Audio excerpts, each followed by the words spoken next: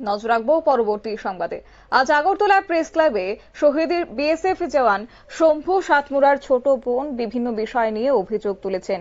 অভিযোগ করেছে শহীদ শম্ভু সাতমুরার স্ত্রী সরকারি চাকুরি পেয়ে অন্য ছেলেকে বিয়ে করেছে, এমনটা বিভিন্ন ধরনের তিনি অভিযোগ তুলেছেন। যাই হোক, আজ এই আগরতলা প্রেস ক্লাবে এসে তিনি কি বলেছেন বিএসএফ জওয়ান শম্ভু সাতমুরার ছোট বোন, শুনুন। থেকে বলে দিল যে এটা নিয়ে যদি তুমি কেস করো তাহলে তোমার চাকরি হয়ে যাবে। কিন্তু আমি যখন নিজের ব্যক্তিগত লাইফের চিন্তা করে আমি লড়াই করতে যাই, ওর বাড়ি থেকে আমার ওপরে অনেক প্রেশার আসে, বলছি এটা আমার চাকরি ও দিবে না। কার চাকরি হয়ে গেছে? ও চাকরি করবে না, ও তো মোরপুরে চাকরি করতেছে না, ত্রিপুরা স্টেটের থেকে চাকরি দেওয়া হয়েছে, তো সেন্ট্রালেরটা তো পড়ে আছে, সেন্ট্রালের তো আমি করতে চাইছি, আমি কি করে বাঁচবো? ও তো সব টাকা পয়সা নিয়ে গেছে। তো টাকা পয়সা নেওয়ার কিন্তু ওর কাছে কোনো নমিনিও আমার ভাই দিয়ে যায়নি, যেহেতু মেয়েটা এরকম অবস্থা। আমার ভাই নমিনি সবকিছু আমার মার নামে দিয়ে গেছিল। ও টাকা পয়সা তখন পেয়েছে যখন আমার মা 1 সেপ্টেম্বর 2019-এ স্বর্গবাসী হন।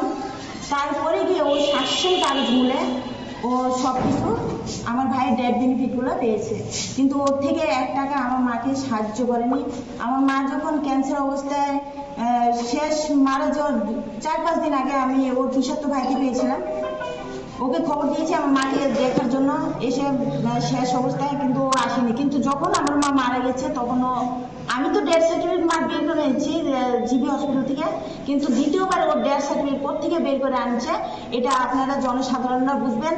ও পুরোপুরি ইলিগাল ভাবে সবটা কাজ করেছে। আমি বিএসএফ ডিপার্টমেন্টও এই সবগুলো জানিয়েছি যে স্যার আপনারা ইনকোয়ারি ছাড়া কি করে আপনারা ওকে সবকিছু দিয়ে দিয়েছেন, ও নমিনি কি করে চেঞ্জ হয়, আর সাকসেশন কাগজ মূলে কি করে বা বের করলো, এটা আপনারা কেন বুঝেন না? যদি আমার ভাইয়ের সাথে ওর সম্পর্ক ভালো থাকতো তাহলে ও কেন 3 বছর যদি বাপের বাড়ি থেকে শ্বশুর বাড়ি থাকতো, তাহলে ও কেন 3 বছর ও স্বামীর কোনো পরিচয় নিয়ে বেতনে কেন কোনো ডকুমেন্টসের নাম নথিভুক্ত করলো না, সার্ভিসে কেন কোনো নাম রাখলো না? এই জবাবগুলো স্যাররা দিতে পারেনি। এখন সবকিছু একটা এরকম ভাবে ভুল মিলিয়ে গেছে, মানে এখন ওদের পা ঢাকানোর জন্য আমাকে এই দুনিয়া থেকে মানে সরিয়ে দেওয়ার চেষ্টা করতেছে। আর এর মধ্যে জড়িত বিশ্বনাথ দাস, ওর বোনের জামাই, যে বাংলাদেশি, পিওর বাংলাদেশি। এটা আমি বলবো, যদি আমি ভুল বিভ্রান্ত জনসাধারণকে গল্প শুনিয়ে থাকি তাহলে আমাকে যদি জেল দেওয়া হয় আমি জেল থাকবো, কারণ ও 71 সালের কোনো ডকুমেন্ট দেখাতে পারবে না। এ বাংলাদেশি ইন্ডিয়াতে থেকে আমাদের পরিবারটাতে একদম ধ্বংস করে দিয়েছে। সুদীপ ভট্টাচার্য সবকিছু ইলিগাল ভাবে কাজ করে। সুদীপ ভট্টাচার্য আর আপনার ভাইয়ের স্ত্রী মিলে? ভাইরা। স্ত্রী ও তোর সঙ্গে আছে?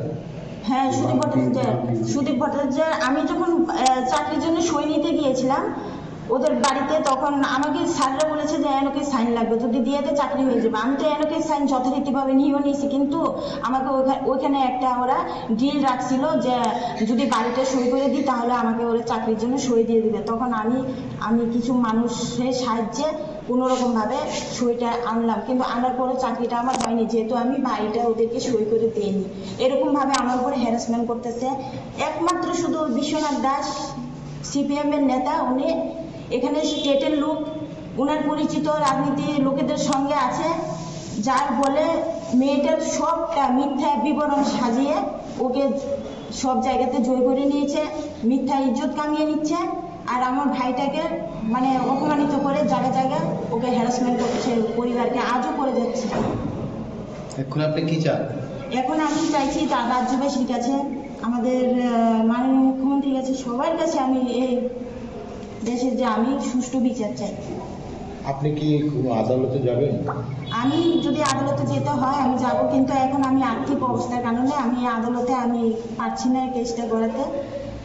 আমাদেরকে পরিবারটাকে একদম নিষ্ক্রিয় করে দিয়েছে। আমার ভাইয়ের যে শ্রাদ্ধটা, ও শ্রাদ্ধটাও করেনি। যখন আমরা শ্রাদ্ধ করি তখন ওর টাকার পিছনে ব্যস্ত দৌড়ানো।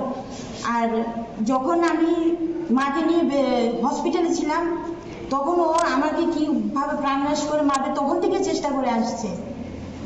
আমার উপরে এতটা প্রেশার যাচ্ছে, মানে ওর ব্যাপারে যাতে আমি কোনো কেস বা কোনো কিছুতে না যাই, আমাকে এই দুনিয়া থেকে সরিয়ে দেওয়ার চেষ্টা করছে এখনো। কে করছে এটা? এটা মাম্পি দাস, ওর বোনের জামাই বিশ্বনাথ দাস, মামা বিশ্বনাথ দাস, সরি, বোনের জামাই সুদীপ ভট্টাচার্য। আপনি কি লিখিত কোনো অভিযোগ জানিয়েছেন থানার? আমি এয়ারপোর্ট থানায় জানিয়েছি, এসপি অফিসেও জানিয়েছি, কিন্তু এয়ারপোর্ট থানা তো কোনো কিছু নিচ্ছে না। অভিযোগ রাখছে কিন্তু কোনো কিছু স্টেপ নিচ্ছে না। বলছে গেলে খুঁজে আসছি, খুঁজছি, পাই না, এতটুকুই, আর কোনো কথা নেই। সেটা নিয়ে আপনি মুখ্যমন্ত্রী দ্বারস্থ হবেন আগামী দিনে? মুখ্যমন্ত্রীর কাছে দ্বারস্থ আমি একবার তো গেট থেকে ফিরে আসলাম, তো আর একবার যদি যেতে হয় আমি যাব, নইলে আমার উপায় নেই। ও আমাদের প্রবলেম আরও দাঁড় করে দিবে, আমি যা দেখছি, কারণ আমি বাড়িতে একা থাকি, খুব রিস্ক আছে আমার।